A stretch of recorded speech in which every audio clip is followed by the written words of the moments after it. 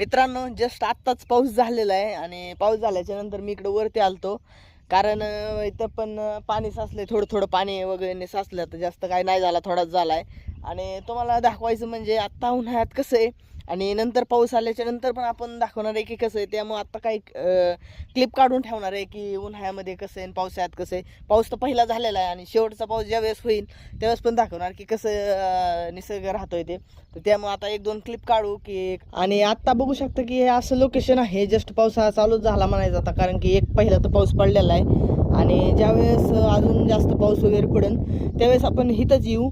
म्हणजे ह्या जे टावर आहे टावरच्या वरती, आणि परत इथूनच अशा क्लिप घेऊ.